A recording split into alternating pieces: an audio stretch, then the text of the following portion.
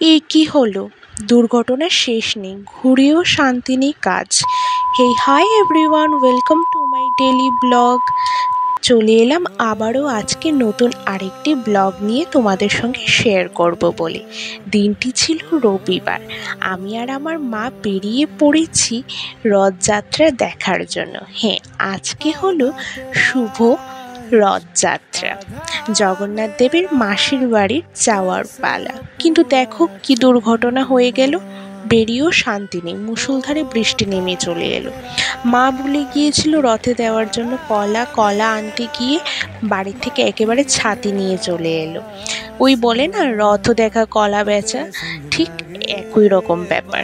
তো ছাতি নিয়েই বেরিয়েছি, আর কি করব বলো, বৃষ্টিপাতের তো আর কোনো ঠিক ঠিকানা নেই, কখন নেমে যায়। আর এখন প্রায় মুষলধারেই বৃষ্টি পড়ছিল।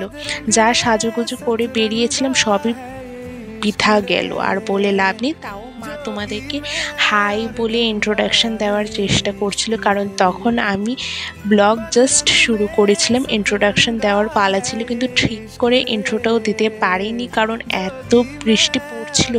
রাস্তা তো দেখো পুরো ফাঁকা হয়ে গেছে, আর কি বৃষ্টি পড়ছে তো তোমরা দেখতেই পাচ্ছ।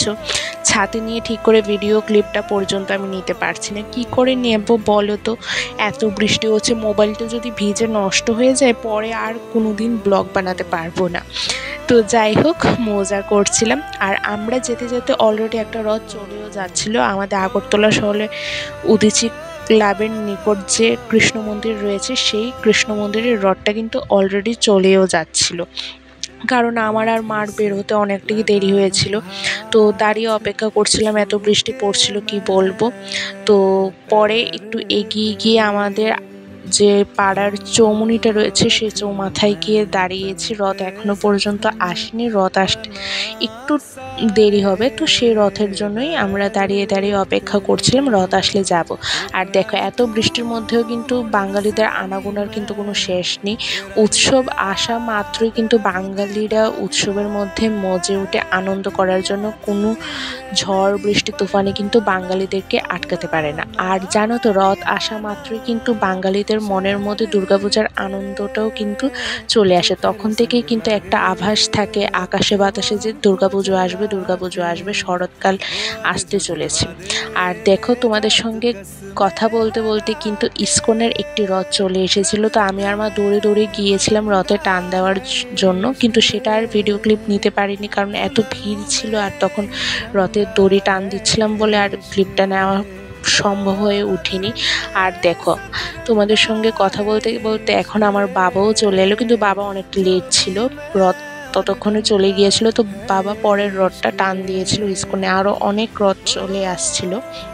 আর দেখো, এই বৃষ্টির মধ্যেও কিন্তু কি পরিমাণে মানুষের ভিড় ছিল, রাস্তা ভিজে পুরো প্যাক কাদা ভরে গেছে, তারপরেও এত ভিড় ছিল। ইসকনের সব বৈষ্ণবরা কত আনন্দ করে নাচ করে কীর্তন করে কিন্তু জগন্নাথ বলরাম সুভদ্রাদের নিয়ে বেরিয়েছিল।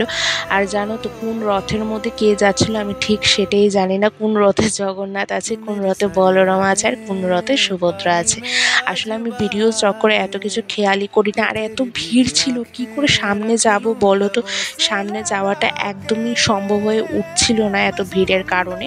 তো আমি একটু দূর থেকেই করছিলাম ভিডিও। আর দেখো, সানসেটের সময় প্রায় তখন বিকেলবেলায় বৃষ্টিটা কমিয়েও এসছিল, আর আকাশটা এত সুন্দর লাগছিল, সোনালি রং হয়ে আসছিল। তখন বিকেল গড়িয়ে প্রায় সন্ধে হয়ে আসছে, সূর্য ডোবার পালা। আর আমি দাঁড়িয়ে দাঁড়িয়ে ভিডিও ক্লিপ নিচ্ছি। আমার তো বেশ ভালো লেগেছে গো রথযাত্রা।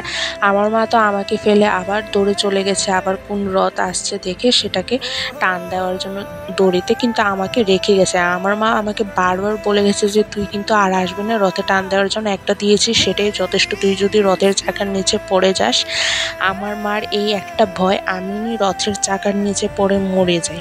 তো যাই হোক, এখনও রথের সে আনাগোনা শেষ হয়নি, আরও দুটো রথ বোধহয় আসার বাকি ছিল। তো আমি আর মা দাঁড়িয়ে সেটারই অপেক্ষা করছিলাম। এদিকে তো আমার ল্যাবে যাওয়ার সময়ও হয়ে আসছিল, কারণ প্রায় সন্ধে হয়ে আসছিল, আর আমার ল্যাবে ডিউটি ছিল সন্ধে 6টার থেকেই থাকে। তোমরা অনেকেই জানো না যে আমি কি কাজ করি, তো আমি বলে দিচ্ছি। আমি একজন ল্যাবরেটরি টেকনিশিয়ান, আমি একজন প্রাইভেট প্যাথোলজি ল্যাবে অ্যাজ এ টেকনিশিয়ান কাজ করি।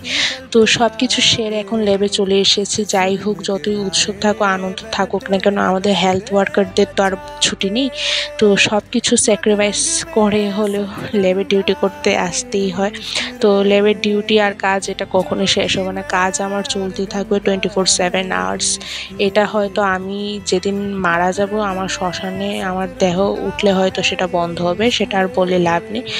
তো এভাবে কাজ নিয়ে উৎসব নিয়ে তো আমাদের বাঙালিদের হাসি খুশি আনন্দে মেতে থাকতে হবে, কারণ সুখ দুঃখ সব কিছু মিলিয়ে মিশিয়ে তো জীবন হয়। জীবনটা তো আর একরকমভাবে চলে না, বা আমরা যেভাবে সাজাতে চাই সেভাবেও সাজানো সম্ভব হয় না।